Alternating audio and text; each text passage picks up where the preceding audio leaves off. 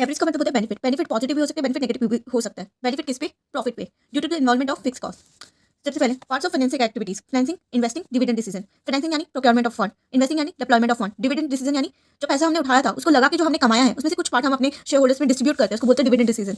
Every business have two kind of risk, एक होता है बिजनेस रिस्क, दूसरा होता है फाइनेंशियल रिस्क। बिजनेस रिस्क हर बिजनेस में इनहेरेंट होता है, जैसे सेल, इस बार हमारे बिजनेस में सेल होगी कि नहीं, कितना एक्सपेंस होगा, गवर्नमेंट की पॉलिसी हमारे बिजनेस को कैसे अफेक्ट करेगी। दूसरा होता है फाइनेंशियल रिस्क, ये बहुत सोच समझ के लिया जाता है, जैसे लोन लिया, डिबेंचर हमने इशू किए, ये फाइनेंशियल एक्टिविटीज है और इसके ऊपर हमेशा इंटरेस्ट का फिक्स खर्चा आता है, इसलिए इसको बोलते हैं फिक्स फाइनेंशियल कॉस्ट।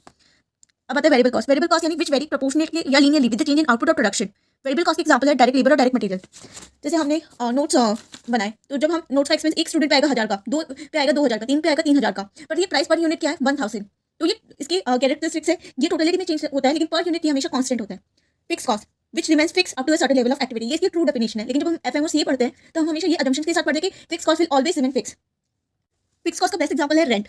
जब कंपनी 10,000 यूनिट का प्रोडक्शन कर रही थी तब भी कंपनी को 1 लाख का रेंट आ रहा था, लेकिन जब कंपनी 5,000 का प्रोडक्शन कर रही थी तब भी कंपनी को 1 लाख का रेंट आ रहा था। जब कंपनी 2,000 का प्रोडक्शन कर रही थी तब भी कंपनी को 1 लाख का रेंट आ रहा था। जब कंपनी 1,000 का प्रोडक्शन कर रही थी तब भी कंपनी को 1 लाख का रेंट आ रहा था, और जब कंपनी कुछ भी प्रोडक्शन नहीं कर रही थी तभी कंपनी को 1 लाख का रेंट आ रहा था। इसका मतलब ये है कि टोटलिटी में ये हमेशा कांस्टेंट रहता है और प्राइस पर यूनिट हमेशा चेंज होती है। जैसे कि कंपनी जब 10,000 यूनिट्स का प्रोडक्शन कर रही थी तब रेंट 1 लाख था और प्राइस पर यूनिट आती थी 10, लेकिन जब कंपनी 5,000 का प्रोडक्शन कर रही थी तब कंपनी को प्राइस पर यूनिट आती थी 20।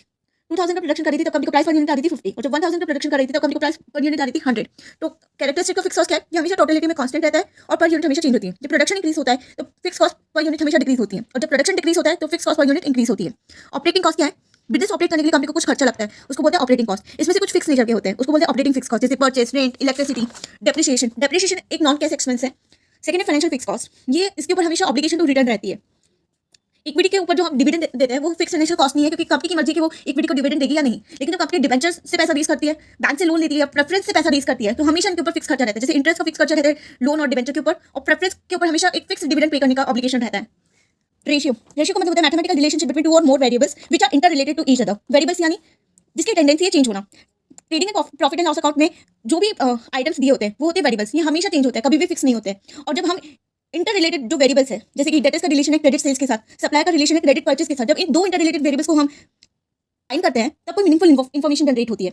जैसे कि कंपनी की सेल्स थी 2017 में 1000 और जीपी था 100, 2018 में कंपनी की सेल्स गई 1200 और जीपी था 110। Although absolute value of sale is going up, profit भी ऊपर जा रहा है, लेकिन जब हमने जीपी रेशियो कैलकुलेट किया तो वो नीचे जा रहा था। इसका मतलब है कि कुछ तो गलत हो रहा है। तो इससे समझ में आता है कि जब कंपनी ने जीपी रेशियो कैलकुलेट किया तो कुछ प्रॉब्लम नजर आई, और मैनेजमेंट इसके मैटर के ऊपर अब देखेगी। इनकम स्टेटमेंट को बोलते हैं trading and profit and loss account. Trading and profit and loss जो होता है वो होता है टी शेप में, और इनकम स्टेटमेंट होता है वर्टिकल शेप में। दोनों सेम ही है। सेल्स में से जब हम वेरिएबल कॉस्ट माइनस करते हैं तो आता है कॉन्ट्री। कॉन्ट्री में से जब हम फिक्स कॉस्ट माइनस करते हैं तो आता है ईबीआईटी, जिसको पीबीआईटी और ऑपरेटिंग प्रॉफिट भी कहते हैं। इसमें से जब हम इंटरेस्ट माइनस करते हैं तो आता है ईबीटी, जिसको पीपीटी भी बोलते हैं। इसमें से जब हम टैक्स माइनस करते हैं तो इसमें तो आता है पैट और ईएटी। इसमें से प्रेफरेंस डिविडेंड जब हम माइनस करते हैं तो आता है earnings available to equity shareholder. इसमें से जब इक्विटी डिविडेंड माइनस करते हैं तो आता है रिटेन अर्निंग।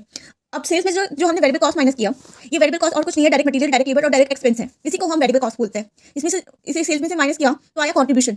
ये contribution is kind of a profit. इसमें से जब हमने फिक्स कॉस्ट माइनस किया तो ये बाय डिफॉल्ट हमेशा ऑपरेटिंग फिक्स कॉस्ट होगी, जैसे कि रेंट और डेप्रिसिएशन। क्वांटिटी से फिक्स कॉस्ट माइनस किया तो आया ईबीआईटी या पीबीआईटी, जिसको ऑपरेटिंग प्रॉफिट भी कहते हैं। सेल्स, वेरिएबल कॉस्ट और फिक्स कॉस्ट ये सारी ऑपरेटिंग एक्टिविटीज है, और इसे परफॉर्म करके जो हमने प्रॉफिट कमाया इसको बोलते हैं ऑपरेटिंग प्रॉफिट। इसमें से जो हमने इंटरेस्ट माइनस किया ये हमेशा लॉन्ग टर्म बोरिंग वाला होगा, तो आया ईबीटी। ये है टैक्सेबल प्रॉफिट, जिसपे हम टैक्स कैलकुलेट करते हैं। इसमें से टैक्स माइनस किया तो आया पैट, जिसको हम नेट प्रॉफिट भी कहते हैं। इसमें से प्रेफरेंस डिविडेंड माइनस किया तो आया earnings available to equity shareholder, और इस earnings available to equity shareholder से जब हमने इक्विटी डिविडेंड माइनस किया तो आया रिटेन अर्निंग, जिसको रिजर्व एंड सरप्लस भी बोलते हैं और सरप्लस भी बोलते हैं। Earnings available to equity shareholder में से जब हम नंबर ऑफ इक्विटी शेयर्स को डिवाइड करते हैं तो हमें मिलता है EPS, earning per share. Earning per share का मतलब हमने एक इक्विटी के ऊपर हमने कितना पैसा कमाया, वो हमारा होता है ईपीएस। सेकंड हमारा रेशियो है रिटर्न ऑन इन्वेस्टमेंट या return on capital employed. Capital employed में आते हैं equity share capital, reserve and surplus, preference share capital और डेट। इक्विटी का फंड है equity share capital plus reserve and surplus. Preference share capital ये दोनों है हमारे ओनर्स कैपिटल। दूसरा है debt. Debt long term borrowing वाला है, ये है borrowed capital. Equity owners capital plus borrowed capital मिलकर बनता है कैपिटल एम्प्लॉयड। कैपिटल एम्प्लॉयड का मतलब होता है कैपिटल इन्वेस्टेड। हर एक ओनर ये जानना चाहता है जो उसने अपने बिजनेस पे लगाया है उस पर उसने कितना कमाया, उसको बोलते हैं return. Return on capital employed. तो जिसके भी रिटर्न की बात करते हैं वो आता है डिनोमिनेटर में, और उसकी इनकम आती है न्यूमरेटर में। तो कैपिटल एम्प्लॉयड आएगा डिनोमिनेटर में, और उसकी जो इनकम है वो है ईबीआईटी, और जब इसको हम 100 से मल्टीप्लाई करते हैं तो हमारा जो आंसर है वो परसेंटेज फॉर्म में आता है। तीसरा हमारा रेशियो है रिटर्न ऑन इक्विटी।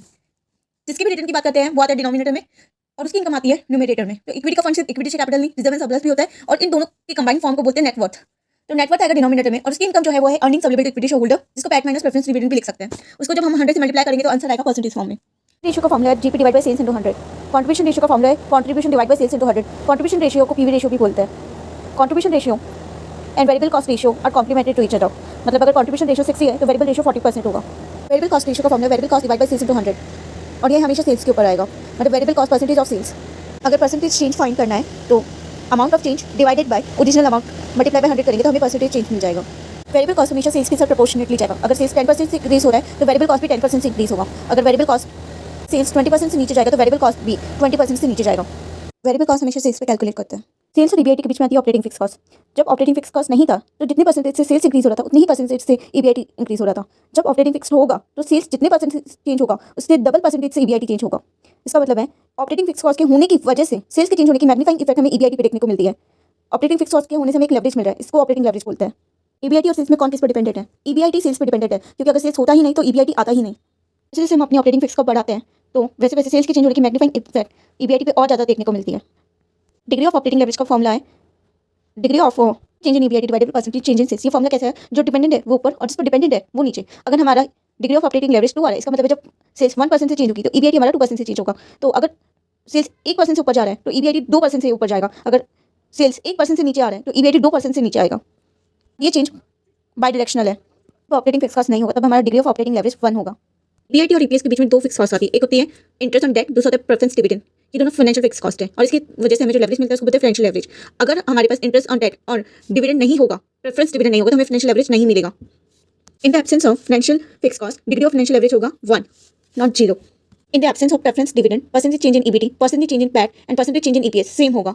सेल्स और ईबीआईटी के बीच में आता है ऑपरेटिंग फिक्स कॉस्ट और ईबीआईटी और ईपीएस के बीच में आती है फाइनेंशियल फिक्स कॉस्ट। सेल्स और ऑपरेटिंग फिक्स कॉस्ट के होने की वजह से हमें मिलता है डिग्री ऑफ ऑपरेटिंग लेवरेज और फाइनेंशियल फिक्स कॉस्ट के होने की वजह से हमको मिलता है डिग्री ऑफ फाइनेंशियल लेवरेज। लेकिन सेल्स और ईपीएस के बीच में भी एक फिक्स कॉस्ट आती है। कौन सी? दोनों आती है। ऑपरेटिंग फिक्स कॉस्ट भी आती है और फाइनेंशियल फिक्स कॉस्ट भी आती है और इसकी वजह से भी एक लेवरेज क्रिएट होता है। इसको बोलते हैं degree of combined leverage. Degree of financial leverage का फॉर्मूला है percentage change in EBT divided by percentage change in sales. Degree of combined leverage का फॉर्मूला है डिग्री ऑफ फाइनेंशियल लेवरेज का फॉर्मूला है percentage change in EBT divided by percentage change in EBIT. Degree of combined leverage का formula है percentage change in EPS divided by percentage change in sales. अगर degree of combined leverage 2 है इसका मतलब है कि जब सेल्स 1% से इंक्रीज होगा तो ईपीएस 2% से इंक्रीज होगा। डिग्री ऑफ कंबाइंड लेवरेज का एक और फॉर्मूला है degree of operating leverage into degree of financial leverage, क्योंकि डिग्री ऑफ कंबाइंड लेवरेज आता है degree of operating leverage and degree of financial leverage के कारण। हम परसेंटेज चेंज से ये लेवरेज तभी निकाल सकते हैं जब हमारे पास दो इनकम स्टेटमेंट हो। जब हमारे पास सिर्फ एक ही इनकम स्टेटमेंट है फॉर्मूले कैसे होंगे? Degree of operating leverage is equal to contribution divided by EBIT, degree of financial leverage is equal to EBIT divided by EBT और degree of combined leverage is equal to contribution divided by EBT. इन formulas को याद करने का एक और तरीका है। कंट्रीब्यूशन और ईबीआईटी के बीच में हमको मिलती है ऑपरेटिंग फिक्स कॉस्ट और इसकी वजह से हमको मिलता है ऑपरेटिंग लेवरेज। तो डिग्री ऑफ ऑपरेटिंग लेवरेज को याद करने का तरीका है quantity divided by EBIT. EBIT और ईबीटी के बीच में हमको मिलती है फाइनेंशियल फिक्स कॉस्ट। तो डिग्री ऑफ फाइनेंशियल लेवरेज का formula EBIT divided by EBT और क्वांटिटी और ईबीटी के बीच में हमें दोनों फिक्स कॉस्ट मिल जाती है। तो इसको याद करने का तरीका है क्वांटिटी डिवाइडेड बाय ईबीटी। तो इससे हमें डिग्री ऑफ कंबाइंड लेवरेज मिल जाएगा। ये शॉर्टकट फॉर्मुलास है। जब हमारे पास एक ही इनकम स्टेटमेंट होगा तब हम इन फॉर्मुलास से सॉल्यूशंस करेंगे, लेकिन जब हम इंटरप्रिटेशन देंगे तो हम ओरिजिनल फॉर्मुला की ही इंटरप्रिटेशन प्रोवाइड करेंगे क्योंकि ये फॉर्मुलास भी हमारे ओरिजिनल फॉर्मुला से ही डिराइव्ड हुए हैं। जब हमारे पास फाइनेंशियल लेवरेज और परसेंटेज ऑन फॉर्म में इंटरेस्ट दिया होता है तो हम ईबीआईटी फाइंड कर सकते हैं। Selling price per unit minus variable cost per unit is equal to contribution per unit. Business इस कंपनी की ऑपरेटिंग एक्टिविटीज को डिफाइन करता है। ऐसी फर्म जिसके बैलेंस शीट में या कैपिटल स्ट्रक्चर में सिर्फ इक्विटी शेयर कैपिटल है तो उसको बोलेंगे अनलीवर्ड फर्म। और ऐसी कंपनी जिसकी बैलेंस शीट में या कैपिटल स्ट्रक्चर के अंदर equity share capital plus debt fund है तो ऐसी फर्म को बोलेंगे लीवर्ड फर्म। कंपनी में डेट के आने से डिग्री ऑफ ऑपरेटिंग लेवरेज पे कोई भी फर्क नहीं आता। इनकम स्टेटमेंट में टैक्स के पहले आने वाली जो भी आइटम है उसको प्री टैक्स आइटम बोलते हैं और टैक्स के आने के बाद में जो भी आइटम्स आती हैं उनको पोस्ट टैक्स आइटम बोलते हैं। To convert any pre tax item into post tax multiply by 1 minus T. To convert any post tax item into pre tax divide by 1 minus T. Debt पर जो interest आता है वो profit dependent नहीं होता है। तो डेट अच्छा या बुरा ये तो डिपेंड करता है सेल्स पे। अगर सेल्स अच्छा तो डेट अच्छा, अगर सेल्स बुरा तो डेट पैथेटिक।